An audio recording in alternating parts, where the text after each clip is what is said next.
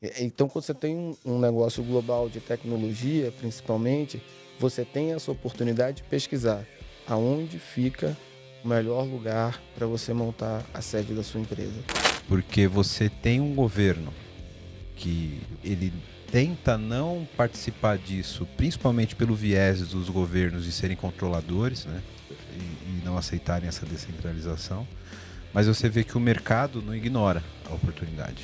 Quando você tem um time global, né? Não é que você opera globalmente, você tem um time global. Pois é.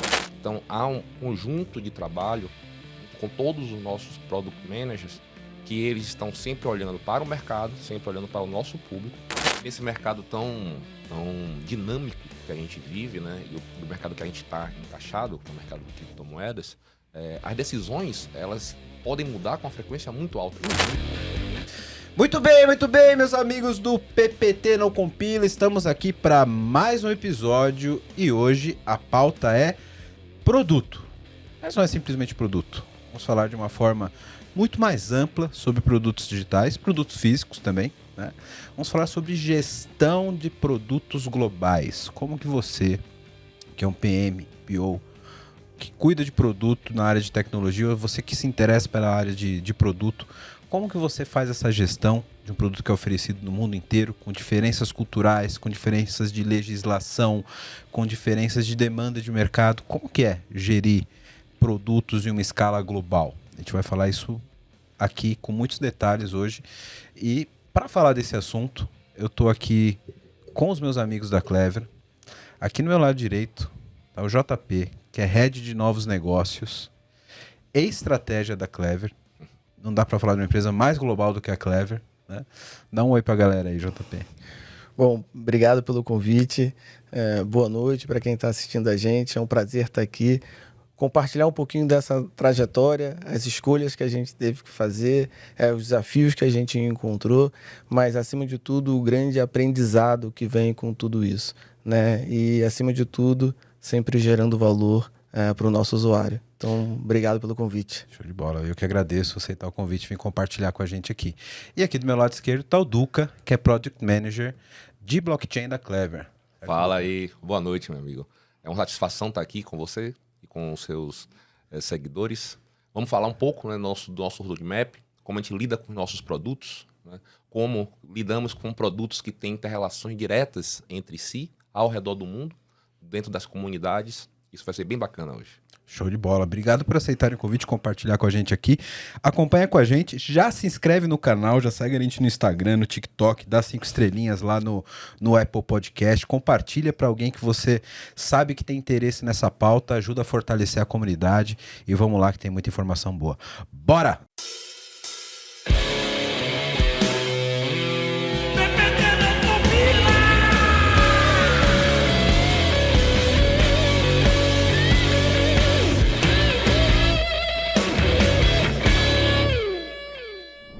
Cara, fazer gestão de produto de tecnologia já é bem diferente de você fazer uma gestão de produto convencional, digamos assim, né? Perfeito. De varejo e etc. E fazer uma gestão de produto num mercado diferente como vocês atuam, né? Deve ter ainda suas outras particularidades, né?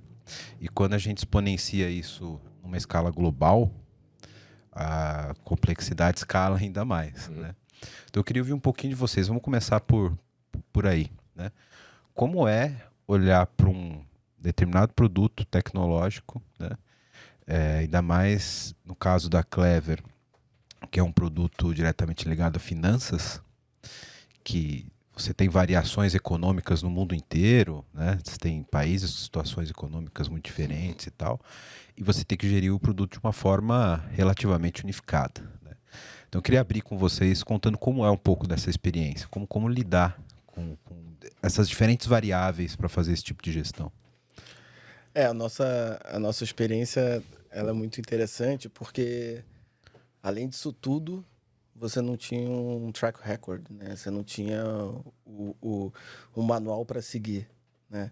Então a gente foi conhecendo o mercado, se arriscando E no final tá dando tudo certo, né? Mas levando para o lado prático, quando a gente começou com a Wallet, a gente abriu a empresa no Brasil, mas aí começou a ver, pô, Brasil, cara, não tem regulamentação, aqui você vê, né, banco fechando conta de corretora, bloqueando os ativos, putz, não dá para viver num mundo assim, né? Então, poxa, vamos olhar para o mundo e ver qual é o país que está mais aberto para essa economia digital, né? Que está mais aberto para essa economia do blockchain, de ativos digitais, cripto, etc.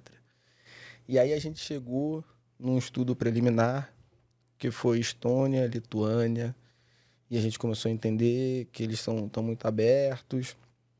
Aí eu consegui um contato de um advogado, que a gente começou o processo na Estônia. E aí isso foi no meio da pandemia, né? Porque a gente começou a Clever em janeiro de 2020, logo depois teve a pandemia. A gente começou a olhar tudo isso, ficou muito mais difícil porque você não conseguia ir na Estônia, você não conseguia visitar os lugares. Verdade. E a gente fez tudo de forma digital. E aí a gente dava um passo para frente, 3 para trás. Aí dava 3 passos para frente, 2 para trás. Aí começou o negócio a acelerar. No final, quando a gente montou, a gente tirou o e-residence, né, na Estônia, para você poder fazer todo o processo no Brasil. Sendo que quando a gente começou o processo, você não conseguia nem fazer o e-residence do Brasil. Você teria que ir para Portugal, por exemplo, ou Estados Unidos, para poder tirar o e-residence, pegar o kit que você recebe. No final foi bom que demorou tanto que abriu um escritório em São Paulo. E aí a gente fez todo o processo aqui. Aí a gente abriu a empresa na Estônia. E aí a gente falou, putz, mas é importante a gente ter sede em outros países. Isso é comum quando você pega uma empresa de cripto, ela tem sede em vários países. Por quê? Como não tem uma regulamentação ainda que suporte o teu negócio, você tem que se proteger. Então, acontece alguma coisa num país, você muda a tua operação para outro país, para outra sede. E aí a gente foi entender como é que funcionava Portugal. Tem um amigo que tem um escritório de advocacia em Portugal, comecei a conversar com ele, e Portugal está muito aberto a negócios digitais, né? E a gente viu que a wallet em Portugal ela tem uma complexidade infinitamente menor do que no Brasil. Aí a gente tem a Clever Portugal. Qual é o lugar onde a regulamentação está mais evoluída para você ter uma holding, onde vai centralizar todas as suas empresas? Malta. Puta, vamos abrir a empresa em Malta. Né? Então a gente conseguiu abrir a Clever Holding, ela fica em Malta.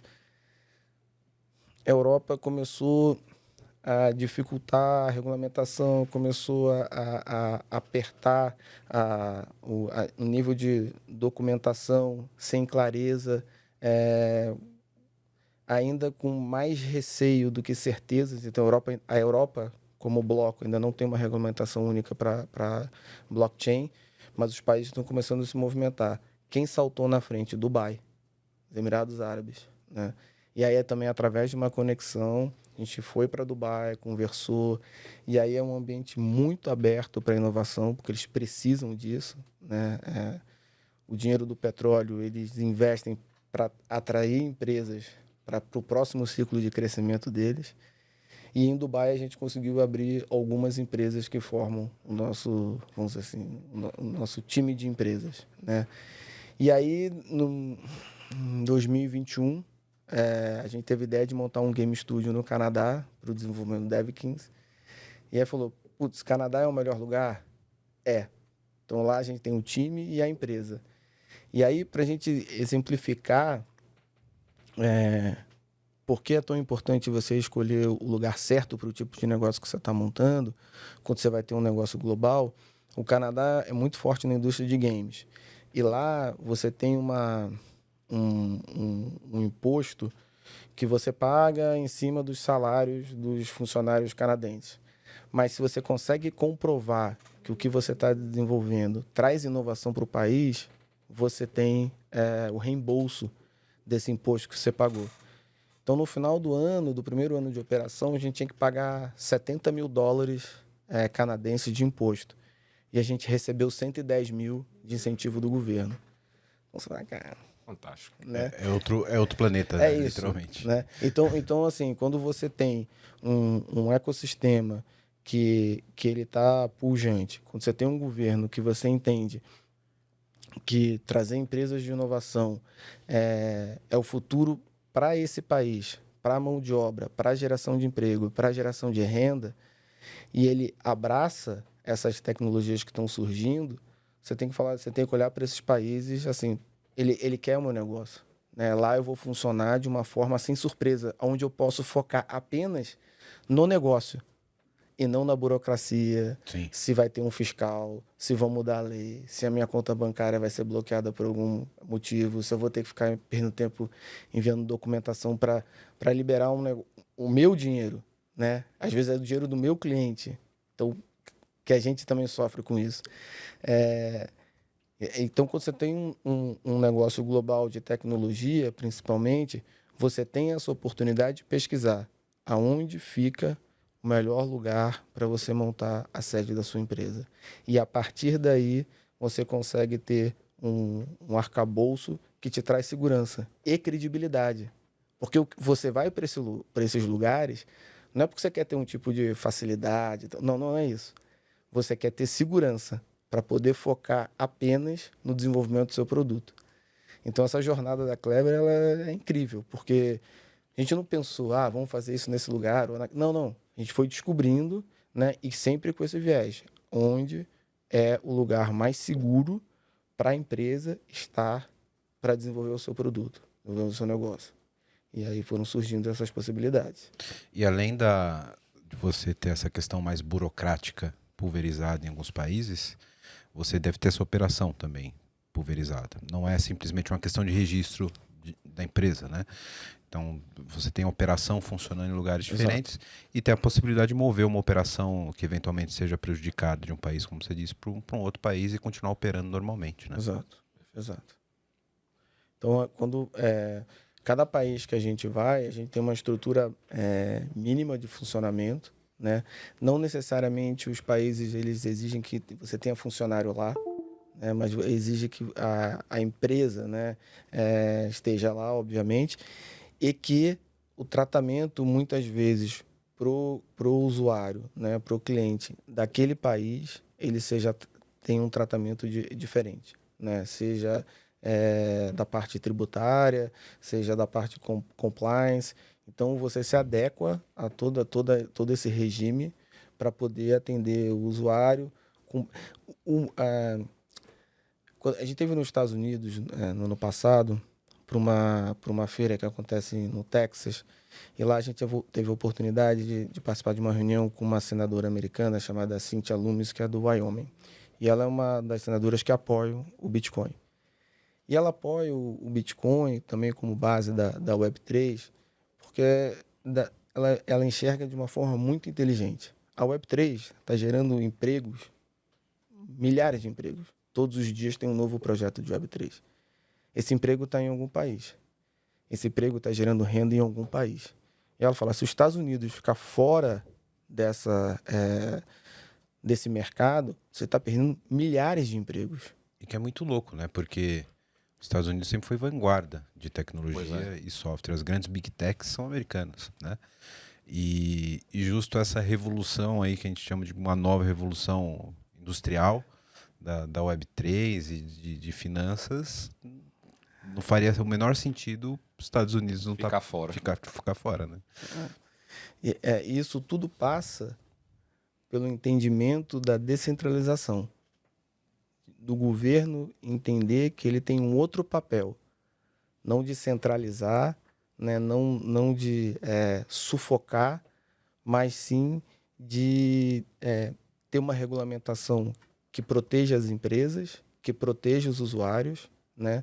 Porque, inclusive, nos últimos episódios que a gente viu, FTX, né, que é o principal, sem dúvida nenhuma foi uma péssima gestão, isso é inquestionável e tal. Mas quando você olha a FTX como empresa, ela recebeu o investimento dos maiores fundos de hedge fund do mundo. Fundos tradicionalíssimos, né? E cadê o compliance dessas empresas? Como é que essas empresas fazem investimentos bilionários numa outra empresa de tecnologia e não viu nada disso, não olhou nenhum tipo de documentação, de balanço, de controle, né? Cara, não precisa nem ir para esse mercado. A gente está vivendo o caso da Americanas agora. Né? Aqui no Brasil mesmo. No mercado convencional no Brasil. Pois é. Né?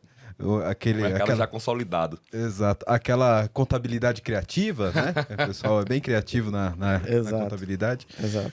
E prova que, cara, essas consultorias e esses compliances é meio que para inglês ver. Pois é. Isso é complicado, né? Mas, cara, esse ponto que você colocou sobre a participação dos mercados e dos governos, acho que esse caso ele ilustra bem, né? Porque você tem um governo vários governos no mundo, que ele tenta não participar disso, principalmente pelo viés dos governos de serem controladores, né? E não aceitarem essa descentralização. Mas você vê que o mercado não ignora a oportunidade, né? Por isso que esses fundos, mesmo numa zona cinzenta, não convencional e talvez vista por eles como arriscada, os caras não deixam a oportunidade passar, né? Então tem claramente uma diferença entre a demanda de mercado e a visão governamental da parada, né?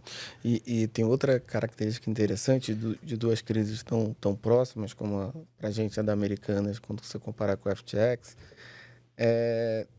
FTX teve uma crise, teve um dump no mercado, o mercado inteiro sofreu, só que o mercado se recuperou pelo próprio mercado, né? Então as pessoas entendem que também são responsáveis por pesquisar, por entender como é que funciona. Não estou dizendo que as pessoas, nesse caso, também não foram vítimas de uma propaganda que a FTX fez que não é verdadeira. Mas tudo se resolveu sem um papel do governo, do Banco Central, de uma CVM, nada disso, né? Quando você vai para o mercado tradicional, já vou para a recuperação judicial, já tem o papel de investigação da CVM, ou seja, o governo já entra de alguma forma para poder também agir dentro dessa crise, né? E o mercado de cripto ele voltou sem a ação de nenhum agente de governo. O mercado se ajustou, os usuários se ajustaram. Teve uma fuga de capital de exchange para wallet, né? Porque todo mundo é mais seguro guardar o dinheiro na wallet do que deixar no exchange. Tava falando disso offline. Eu fui Opa, o que aconteceu com a FTX aqui? Cadê a minha wallet? E aí começa a gestão de um produto global, passa por isso, né? A crise de um gera oportunidade do outro, né? E se você atua no mercado global, a FTX é mais forte em um determinado lugar. Se você está neste lugar, você aproveita essa crise como uma oportunidade. Se você está, por exemplo, só no Brasil, você não vai aproveitar essa oportunidade, né? Porque você está fora desse jogo, né? E quando você consegue ser global, global com a receita, não só está disponível em todos os países, mas onde você consegue fazer o split dessa receita em vários países, no final você está fazendo uma gestão de risco, né? Se você tem um problema aqui com o teu produto numa determinada região, essa aqui vai te manter sólida ainda, né? Então, essa visão global de você diminuir a dependência de uma determinada região é super importante, né? E aí, como é que você faz isso? Olhando o case da Clever. Construção de comunidade. Tudo passa por um bom produto, né? Se você não tem um bom produto, se você não gera valor para o seu usuário, você vai ter um voo de galinha. As pessoas vão dar uma certa credibilidade para você no início, mas você não sustenta isso. Então, o primeiro foco que você tem que ter para ter uma operação global é ter um bom produto e continuar entregando o valor desse produto de forma, no tempo, de forma recorrente para o teu usuário. Você tem isso? Ok. Você vai começar a competir globalmente. Depois, formação de comunidades, né? Entender que você tem que estar com presença na América Latina, na África, na Ásia, na Europa e na América do Norte. Reforçar essa comunidade, reforçar essa interação, ter o foco no cliente, escutar teu cliente.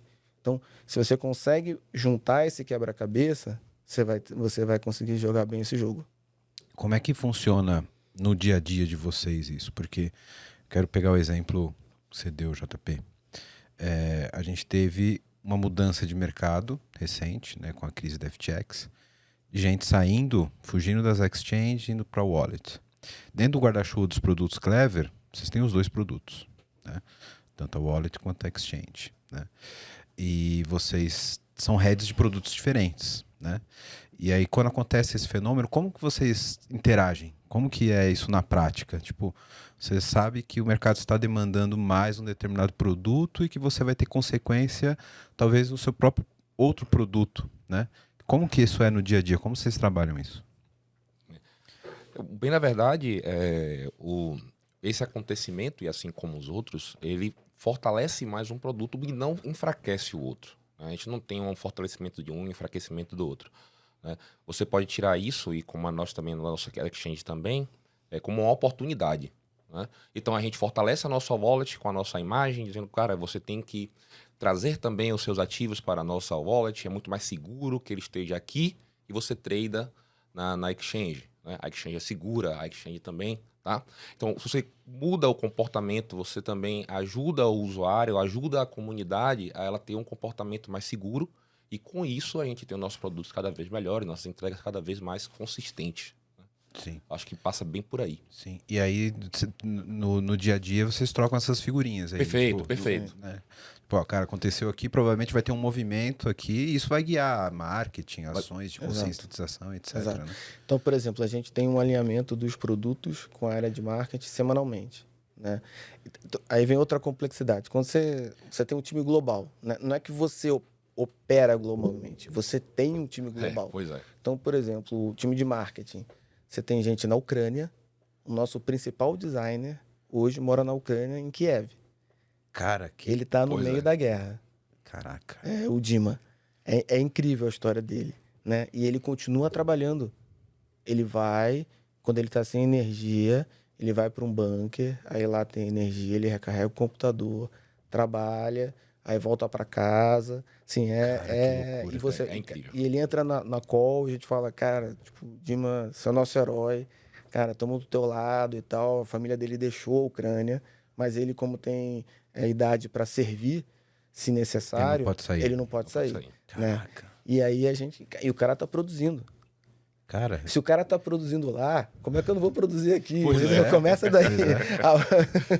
cara, Então, eu tô me sentindo envergonhado de às vezes eu conseguir me concentrar no trabalho, porque se alguém tem algum problema e que tem uma preocupação para não se concentrar no trabalho, é esse cara. É justamente ele, no meio da guerra. Exatamente. E aí a gente tem o nosso diretor de comunicação, que é o Misha, ele fica em Israel, né? E quando Israel teve o problema com a Palestina no ano passado, ele estava lá, né? E ele continuou trabalhando e tal, né? A gente tem gente na África do Sul, na Europa. Então, o planejamento que você faz, ele é um pouco mais longo, né? Um pouco mais estruturado, mas você sempre deixa espaço para aproveitar breaking news, né? Para você ter agilidade, que você tem também um time aqui no Brasil.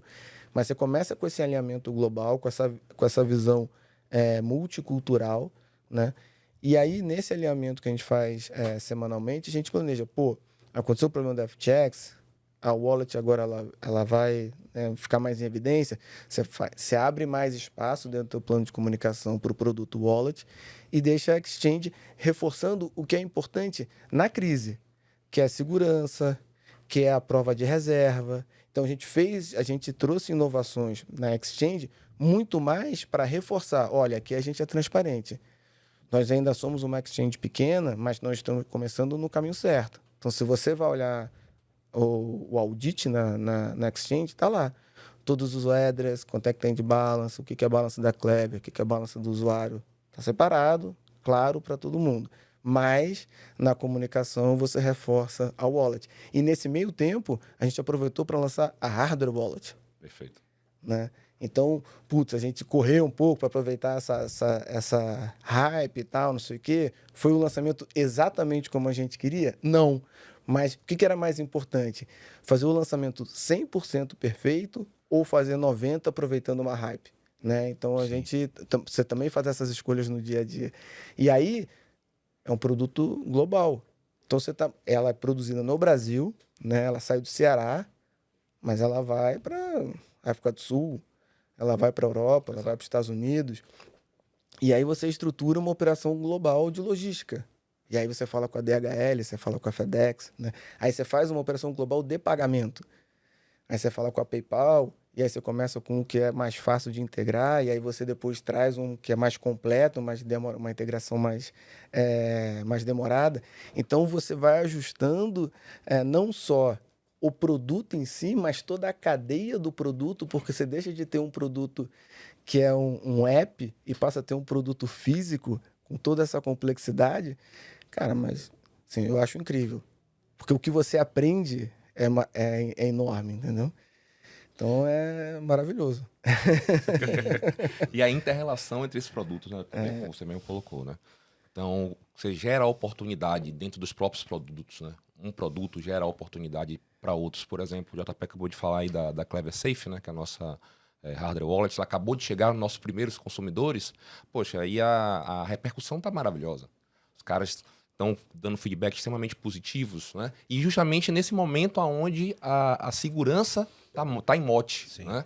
Então, a Clever tem também um produto. A Clever também está preocupada com a sua segurança. Não só a wallet enquanto app, né? Mas você também tem uma hardware wallet aqui que é integrada ao app. Então, já tem a experiência do usuário. O usuário não tem que aprender uma coisa nova. Ele já usa. Então, a gente sempre faz essas inter-relações entre todos os produtos. E aí a gente trabalha a extension também. A extension. Né? O seu filho, fantástico. Seu filho maravilhoso. Né? Então, assim, no final, você tenta aproveitar essa crise, né? Um problema, mas você fala, como é que eu aproveito, primeiro, a oportunidade de mercado, a mudança que vai acontecer, junto, eu tenho esse produto. Então, não posso... A Exchange é uma porcaria? Não. Ela é boa. Né? Tem gente que usa, que é heavy user de Exchange, que tem uma característica que continua sendo super relevante. Aí você reforça a segurança da sua. Perfeito. O que a sua é diferente das outras? Por que você vem para a Clever Exchange? Né? Por que você começa a tradear aqui? Então você também trabalha a base dela. Ela não passa a ser ruim. Sim. Quero falar com você agora que ainda não conhece a Clever. Clever é uma empresa que já tem mais de 3 milhões de usuários em 30 países com 30 idiomas diferentes, que tem trazido soluções em blockchain, criptomoedas e ativos digitais. O objetivo da Clever é te dar liberdade financeira para operar nesse mercado de cripto. Então, se você acredita nisso, se você acredita nessa liberdade, você já pensa como a Clever, vai conhecer os caras, é clever.io. Estão contratando também pessoal para trabalhar com cripto, com blockchain. Então, se você tem interesse, se você tem conhecimento nessa área, procura a Clever. Se você gosta de criptomoedas, se você opera no mercado, você precisa conhecer a Clever, precisa conhecer as soluções da Clever. Então, o endereço está aqui embaixo no vídeo. Para quem não está no YouTube, é clever.io. Vai lá, vai conhecer, que realmente é um mercado sensacional.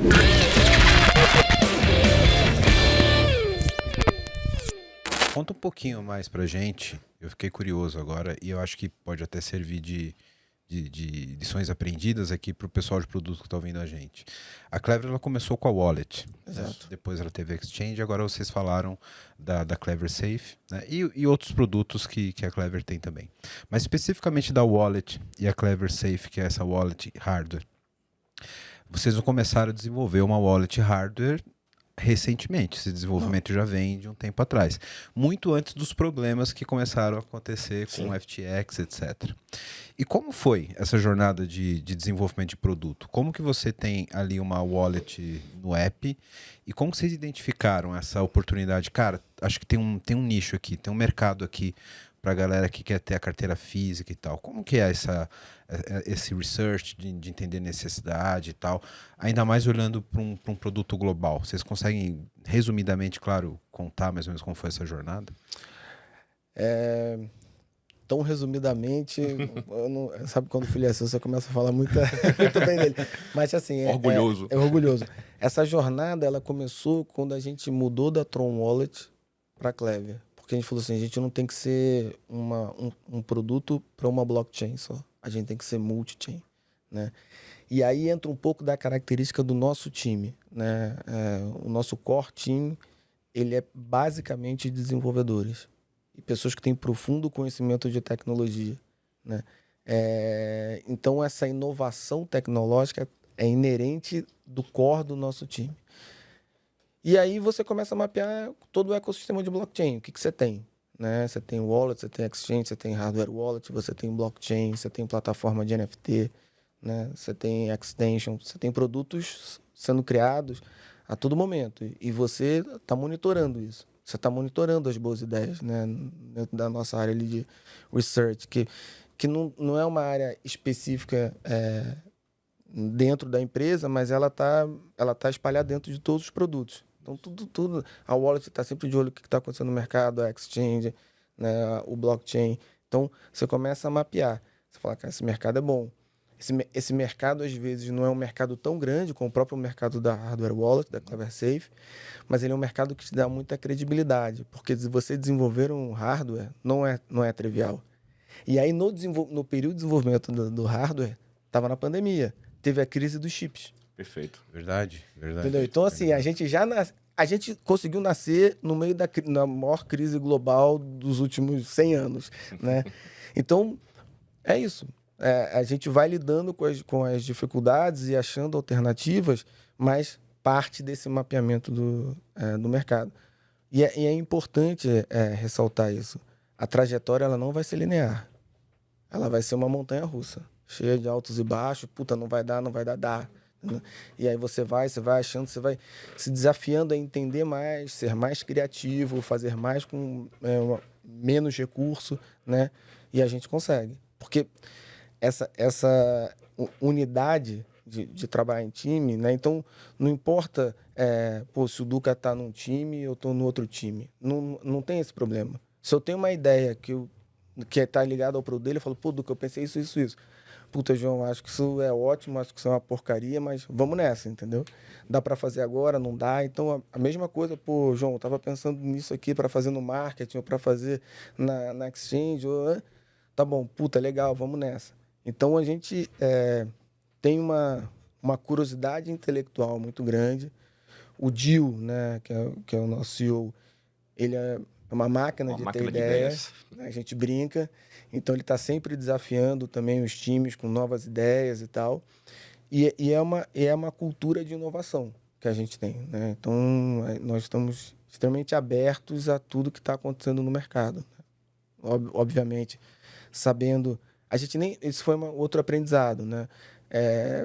A gente entrou também num momento de mercado bom, né? E a gente falou, pô, tem muita oportunidade que a gente pode aproveitar. E a empresa cresceu muito rápido também. E aí você sofre as dores do crescimento. Você perde um pouco de produtividade, você perde um pouco de integração, você perde um pouco da sua cultura. E aí a gente está num momento que a gente está olhando para tudo isso. Tudo que a gente fez com a melhor das boas intenções, né, ao longo de 2022, mas que a gente falhou porque também a gente acreditou demais que as coisas poderiam dar certo, entendeu? E muita coisa atrasou, muita coisa não saiu exatamente como a gente queria. E tá tudo bem. O importante é você olhar, reconhecer o seu erro e dar o próximo passo. Entendeu? Você não pode negligenciar aquilo que você fez de errado, mas também você não pode ficar se escoteando o resto da vida. Então, beleza, erramos aqui. Não precisa apontar dedo, o erro é do grupo, né? Não tem um culpado, né? O culpado é todo mundo. E aí a gente dá o próximo passo. Então... Esse erro, ele não é perdido, né? Ele é um aprendizado. Vira uma lição. Né? Vira uma lição que você vai carregar para a evolução da própria empresa. É o que eu sempre digo. Todo mundo diz que, pô, o bom é quando acerta de primeira. Nem sempre. Nem né? sempre. Porque às vezes você só acertou a segunda porque você errou a primeira. Perfeito. Né? Então, não é tipo, talvez você não conseguisse acertar de primeira sem errar a primeira. E é uma utopia, né? Talvez eu não conheça e exista, né? Mas eu não conheço ninguém, nenhuma empresa, nem que eu trabalhei, nem que eu ouvi falar, nem que eu li, que acertou tudo, né? Os maiores gênios aí que criaram as maiores empresas do mundo, eles erraram em algum momento, né? Então, errar faz parte, né? Repetir o erro, nem tanto. Insistir no erro, aí complicou. É a receita do fracasso. Exatamente. Então, E falando justamente sobre essa parte de sucesso e fracasso, provavelmente vocês têm aceitação de produtos diferentes em lugares diferentes do mundo, né? Sim. Então, você deve ter lugares que usam mais a Exchange, lugares que usam mais a Wallet, lugares que demandam mais a CleverSafe, lugares que usam mais o produto de blockchain e assim por diante, né? Como que vocês olham isso de uma forma mais ampla, né? Porque eu imagino que isso deve ser diferente numa empresa global, porque talvez se você atuar só naquele país onde aquele produto não tem uma aceitação muito boa, aquele produto provavelmente seria um fracasso na empresa, porque ele está limitado a uma região somente, né? Mas como você tem todo o globo para trabalhar seus produtos, esse produto pode ser um sucesso num outro lugar, né? E como que vocês trabalham isso de uma forma mais porque, tipo, não quer dizer que porque ele não é bem aceito aqui, que ele não possa ser, né? Então você talvez pode insistir mais ali, aí você leva mercado, questão cultural em conta. Como que vocês trabalham isso olhando para produtos distintos e aceitações diferentes e diferentes resultados em lugares diferentes do mundo? Tá. Quando a gente fala da Exchange e da Wallet, ela tem um comportamento similar, tá? Sendo que o nosso produto, o Wallet, ele é muito mais competitivo quando você compara com os outros concorrentes do que a Exchange. A Exchange é um produto muito mais complexo do que uma Wallet, né? Pela própria operação da Exchange. Então, o amadurecimento da Exchange, ela demora mais tempo, né? Mas ela segue muito a geografia da wallet, né? A CleverSafe, ela tem algumas particularidades por ser um produto de mercado físico. Então, você consegue, por exemplo, ter uma operação nos Estados Unidos. Você pode fazer uma parceria com a Amazon, e a Amazon vai ser sua distribuidora nos Estados Unidos. E aí você começa a atender aquele maior mercado do mundo de uma forma local de distribuição, e aí você tem uma penetração muito mais rápida. Então, você consegue, por exemplo, rapidamente dominar a Europa e Estados Unidos, fazendo parceria, por exemplo, com a Amazon. E aí ela vai fazer a logística para você, né? E isso você consegue fazer promoções locais, né? Você aproveita as datas comemorativas, e aí você vai crescendo. Mas a parte do crescimento do produto físico passa por essa questão logística, que é muito complexa, né? Mas se você ajusta isso, você tem um crescimento acelerado. O crescimento dos produtos que são, né, virtuais, né, eles seguem o comportamento do mercado de cripto. Então, por exemplo, quando você fala assim da wallet, né, você tem iOS e Android. Android você tem mais usuário, mas a maior receita vem do pessoal do iOS. Onde é que tem o maior usuário de iOS? Estados Unidos e Europa. Então, esses mercados são super relevantes, né? América do Norte e Europa, né? Então, esses mercados são muito interessantes quando você fala de receita, né? Quando você fala de pulverizar os usuários, a plataforma Android ela é mais difundida, né? E aí quando você fala, eu vou me aproximar do Sudeste Asiático, aí você tem outros, você tem a Samsung, a Xiaomi, onde tem lojas de aplicativos locais, né, próprios, e aí você começa a trabalhar esse tipo de marketing, né? Você vai a eventos, né? Você participa de eventos locais, você patrocina eventos locais, você começa a falar com a comunidade, você investe para aquela comunidade ser uma multiplicadora do seu produto. E aí vai.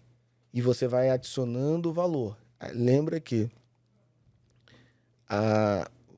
você não pode parar de gerar valor para o seu usuário. Você não pode... A minha wallet é boa o suficiente. Não. Ela está sempre em construção. Tem sempre uma nova feature, tem sempre um novo token, tem sempre uma nova rede, tem sempre um novo parceiro, tem sempre o que você melhorar. Você ter essa humildade, por melhor que você seja, você ainda está sempre num processo eterno de desenvolvimento, é super importante. Porque a sua comunidade, ela entende que você está trabalhando todos os dias para agregar valor. Bom, você que tá vendo esse podcast da hora, tá vendo um monte de problema aqui que a gente tá colocando, né? E quer uma ajuda aí na sua empresa, faz o seguinte, entra no site aqui da VMBears, que a gente pode te ajudar, vmbears.io. Nós somos uma empresa relacionada à arquitetura de soluções, a modernizações de aplicações, também atuamos na frente de DevOps, para ajudar vocês a serem extremamente ágeis. Então, dá uma olhada no nosso site, que vai estar aqui embaixo, vmbears.io. E lá você vai poder ver um pouquinho da nossa história, dos nossos profissionais. E aproveitando, se você for um profissional da área de tecnologia que está afim de trabalhar numa empresa legal, um monte de colega, gente boa e tecnologia de ponta, manda um e-mail para peoplecare@vmbears.io. Aí já. Agora eu quero meu show.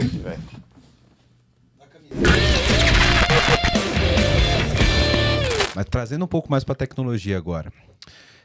Como vocês trabalham o roadmap de produto? Né? Você falou, cara, você vai ter sempre feature sendo desenvolvida, etc. Você deve ter demandas diferentes por particularidades do mundo todo, etc.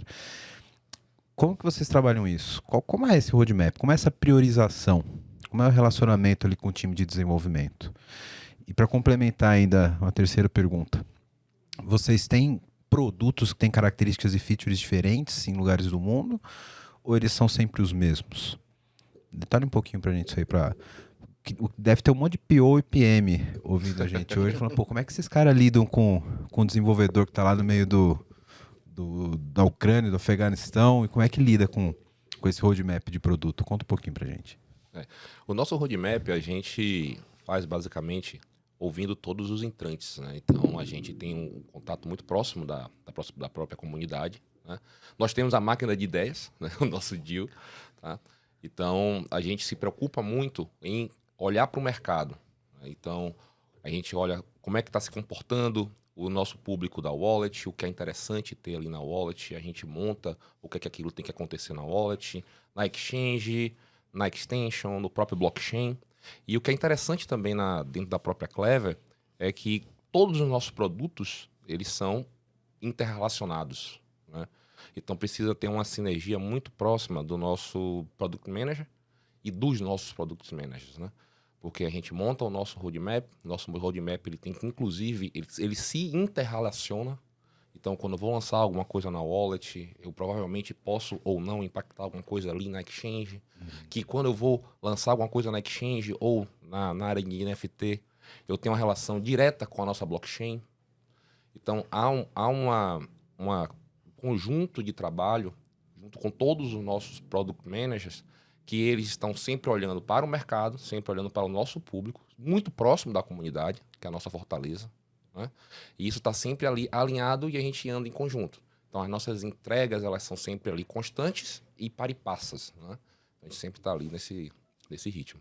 Cara, é mais complexo que eu imaginei, porque então o roadmap ele tem que ser meio que conjunto dos produtos. Exato, né? É exponencial, né? Então eu não olho para um produto só, eu não posso me dar o luxo como um product manager de um produto, dizer assim, tá, vou fechar aqui e vou planejar o meu produto por 6 meses. Não, porque eu lançar uma feature agora ou mais para frente, eu posso influenciar inclusive a estratégia do outro produto que está aqui do meu lado, né? Então eu quero colocar alguma funcionalidade de NFT na carteira que vai rodar dentro da Clever Chain. Então eu vou envolver NFT, vou envolver a carteira e vou envolver o pessoal da blockchain, né? Então eu não posso fechar os olhos e dizer assim, como uma gestão de portfólio convencional, eu vou olhar aqui só para o meu mercado, só para o meu público, etc. Não, quando eu faço o portfólio da wallet, eu também tenho que olhar como é que está o mercado de blockchains, né? Eu também tenho que olhar como é que está o mercado da extension, por exemplo, da exchange, por exemplo. Por quê? Porque aquilo influencia no meu produto. E as minhas decisões também vão influenciar nos próximos produtos, nos outros produtos diretamente. Cara, e é uma gestão que não deve ser simples, porque, por consequência, a coordenação do teu time de desenvolvimento das entregas também precisa ter uma certa sinergia. Completa. Né? Porque você vai entregar uma feature em um determinado produto, provavelmente ela vai gatilhar, como você disse, num outro produto, e a entrega aqui tem que estar coordenada, porque você vai gerar expectativa e etc. Né? Então tem que ser uma gestão de desenvolvimento de portfólio muito coordenada, né? Isso, é exponencial. Exato. E aí entra uma palavra muito importante, que é a comunicação, e um olhar simples sobre o que precisa ser feito. E quando eu falo simples, eu não sou simplista, né? Que às vezes, principalmente nas grandes corporações, as pessoas gostam, né, de falar, porque Sim. aquilo ali vai trazer, né, um intelectualismo, né, para conversas. Então, assim, o pensamento simples, sem ser simplista, a comunicação clara, direta, ajuda demais nesse desenvolvimento, né? E as pessoas saberem o porquê que elas estão fazendo aquilo. Porque senão, eu brinco, eu sou uma pessoa muito mais de negócio do que de tecnologia. Senão você vira o pedreiro digital. Começa a empilhar, né, código, mas não sabe. Não sabe por quê. Não sabe por quê. E aí você está fazendo uma coisa extremamente importante. Então você envolve o teu time, né, explica para ele o quão importante é aquela funcionalidade, aquela sprint, né, que vai ser entregue. E aí você entende, né? Tá claro para você a importância. E você traz o cara para parte do processo. Ele não é um pedreiro digital. Ele é importante. Sem ele aquilo não sai. Se não testar direito, vai com bug, né? No final vai ter uma experiência ruim para o nosso usuário. Então todo mundo é importante, né? E todo mundo é responsável para lançar uma nova funcionalidade, né, correta, lisa, sem nenhum tipo de problema. E aí, assim, hoje todos os produtos são iguais para todas as regiões do mundo. A gente não tem essa diferenciação. O que a gente quer começar a fazer são campanhas de marketing segmentadas, né, de acordo com o comportamento de cada usuário, né, muito mais por cluster, né, de comportamento do que por região.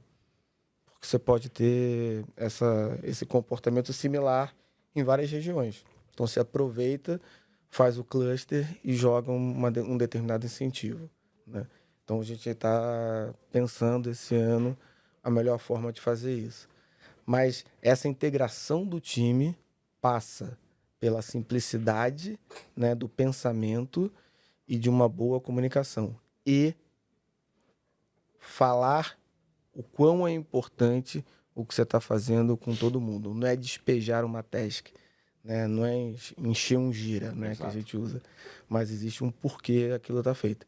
E o que a gente tem também aprendido bastante, documentar aquilo que está sendo construído, porque qual foi a decisão que motivou, porque amanhã ou depois, se alguém volta, por que a gente não faz isso aqui? Você tem, não, a escolha foi feita por causa disso, baseado nisso. Pode mudar o cenário? Pode, claro, né? Mas existiu naquele momento o porquê da escolha. Né? Uma documentação, inclusive, de decisão de negócio, né? Exato. Não estamos falando só de documentação de software, mas documentação da discussão que houve, do porquê da decisão, né, cara? Isso é raro você ver esse tipo de documentação. Geralmente você faz ali uma reunião para isso, são poucas empresas que fazem uma pauta, fazem um registro, né? Até para você ver o comportamento das decisões na linha do tempo. E aí esse foi um aprendizado de 2022, né?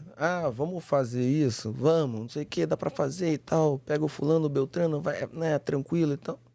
Quando vê, demora. O que a gente achou, 2 de 3 meses tá pronto, 1 ano e a gente tá terminando agora. Por quê? Eu brinco, né? A gente não afiou o machado. A gente foi dar uma machadada. Não, tranquilo, vou dar uma machadada aqui e a gente faz. Não faz. Cara, vamos afiar o machado, vamos pensar, vamos refletir, vamos ampliar essa visão. Esse tempo que muita gente acha que você está perdendo, você está ganhando. Sim. Porque depois a sua velocidade vai ser muito maior e a sua assertividade também. Então, o diagnóstico, né, para determinadas features e o planejamento, eles são essenciais, né, para você começar a construção da melhor forma possível. Então, e isso, de novo, você não está ficando lento, você não está ficando burocrático. Não é isso, é ao contrário. Você vai ganhar mais velocidade, você vai ser mais flexível, porque você está estruturado. Você sabe exatamente onde você está pisando. Exatamente. Você tá fazendo. E nesse mercado tão tão dinâmico que a gente vive, né? E o mercado que a gente está encaixado, que é o mercado de criptomoedas, as decisões, elas podem mudar com uma frequência muito alta e mudam muito alta, né? Então, esse momento que a gente tem, justamente de ter aquilo documentado, de saber o porquê que eu tomei aquela decisão lá atrás, é importantíssimo, né? Porque é baseado nisso que a gente vai olhar essa nova decisão para frente. Essa nova decisão faz sentido? Cara, não faz sentido, porque, olha só, lá atrás a gente fez isso por aquilo outro. Então quer dizer que eu tenho que continuar aqui assim. Eu ainda tenho que continuar. Por quê? Porque o cenário pode mudar lá na frente. Enfim, como o JP colocou, não é aumentar a burocracia. Parece até dicotômico, né? Que a gente fala de um mundo ágil, o mundo que é ali muda o tempo todo. E eu vou botar processo, vou colocar... Não é isso. Eu preciso ter uma linha, né, onde eu tenho as coisas documentadas. Eu cresci. A empresa agora tem muito mais funcionários e eu preciso ter ali estabelecido o mínimo de documentação, o mínimo de planejamento e o mínimo de processo. Porque isso vai me fazer eu escalar e entregar mais rápido, mais consistente, né? O que é super coerente, porque se você não tem informação, você não tem um detalhamento do que precisa ser feito, você não está com o machado afiado, como o JP falou, você não tem condição de pivotar. Você não sabe exatamente o que você está fazendo, né? Você está descobrindo enquanto faz, isso é ruim. Isso. Né? Aí você não tem como virar a chave muito rápido, né? Você não sabe onde você está, não sabe o que você tem que fazer. Até para saber, eu tô acertando ou tô errando? Não sei. Exato. Eu estou acertando, estou errando? Não sei. Eu tô ao favor do vento. Aonde o vento me levar tá bom.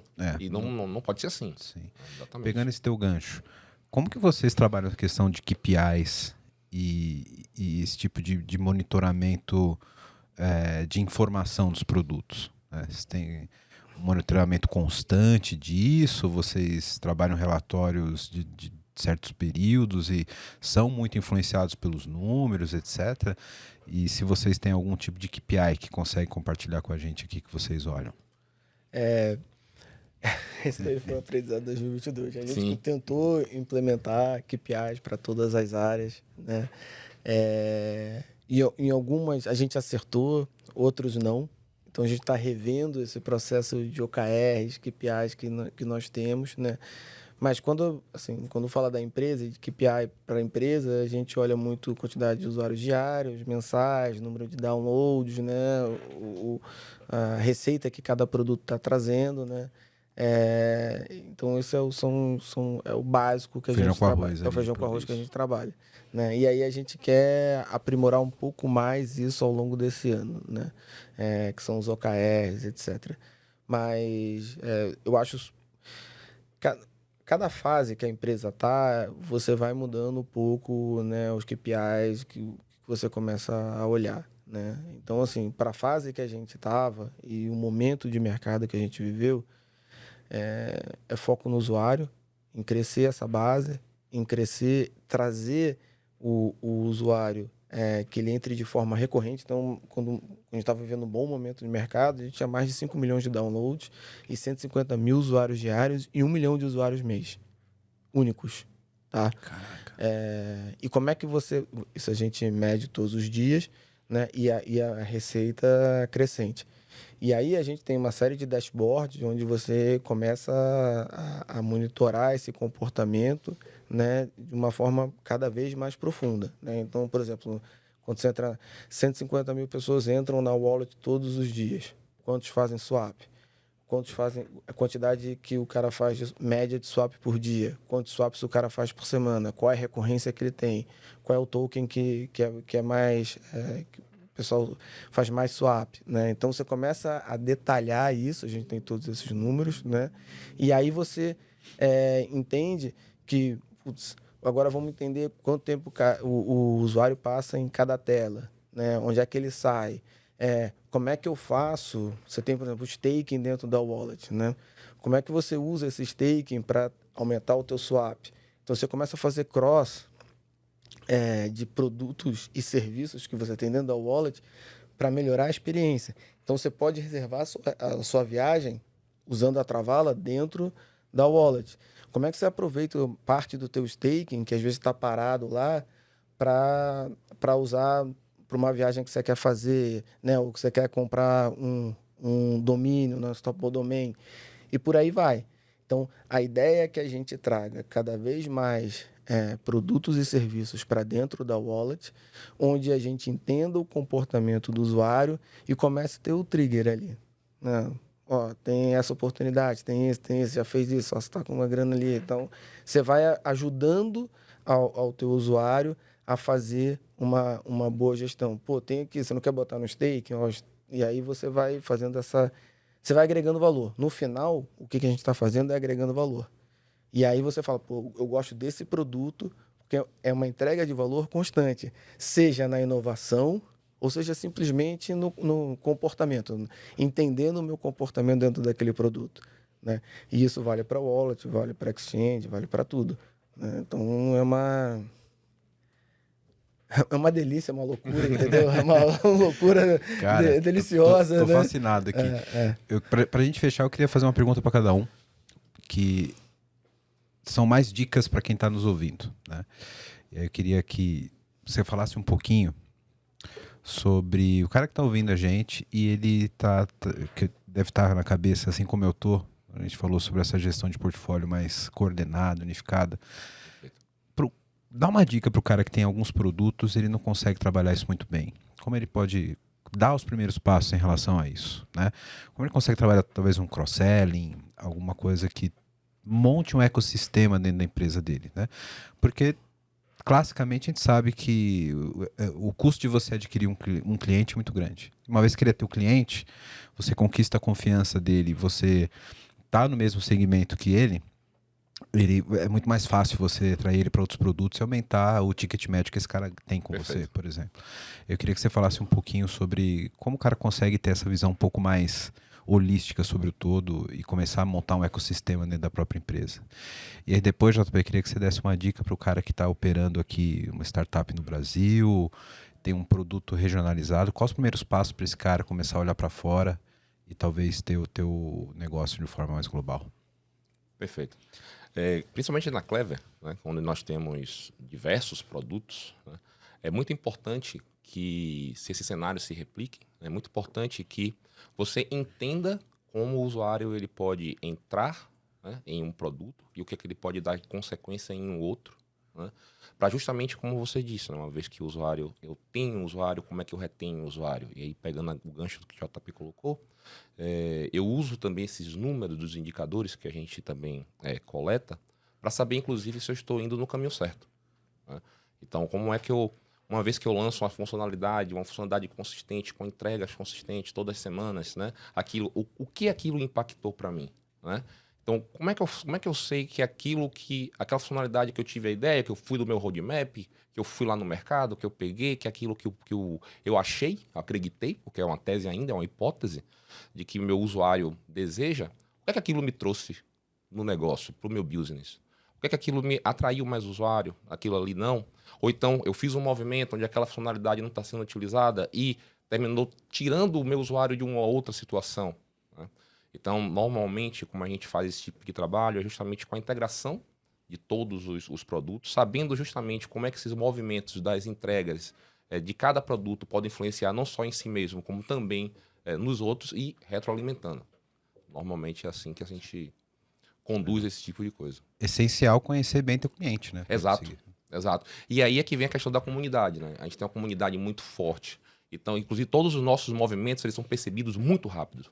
A gente tem um feedback muito rápido dos nossos movimentos, seja de funcionalidade, seja de alguma ação específica. Então, a gente tem um retorno muito rápido disso. Então, estar muito próximo da nossa comunidade, que eu volto a dizer, a nossa fortaleza, né, a gente consegue ter esse retorno muito rapidamente, né? Então, e a gente consegue saber justamente isso, né? O que é que ele espera, qual é o desejo do nosso, como você falou, conhecê-lo, né? Qual é o desejo dele, etc. E a gente consegue reproduzir isso nas nossas entregas. Show de bola. E aí, JP, o cara que tá aqui, ó, o produto tá indo bem, o cara tá olhando a oportunidade lá fora, o dólar subindo, ele faturando em real. Quais os primeiros passos que esse cara dá? Então, acho que é super importante o produto ser escalável, né? Se ele tem um produto que é difícil de escalar, talvez ele não consiga ser global, né? Ou para ser global vai exigir um esforço muito maior. Mas partindo do princípio que seja escalável.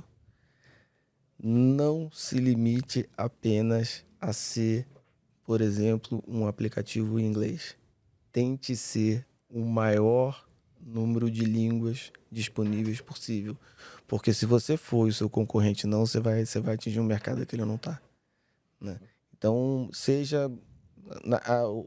A Wallet é que são 30, né? 30 línguas diferentes. Né? Então, é muito abrangente. Isso já coloca a gente numa posição relevante. Construa a comunidade. Esteja aberto. Porque você vai precisar dela como sua multiplicadora nesse local.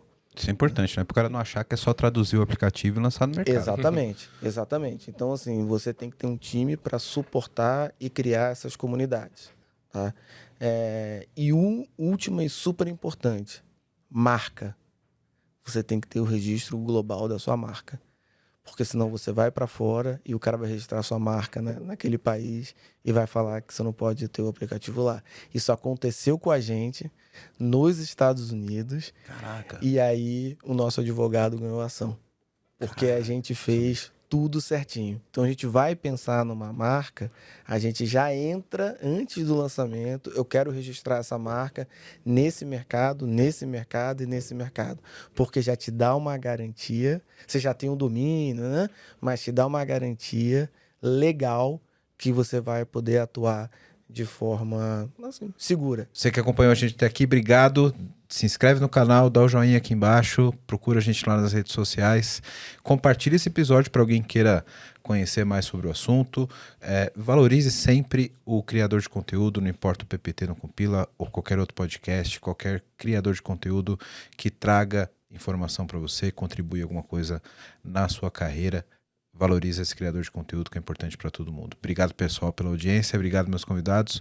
Um abraço, até a próxima. Valeu!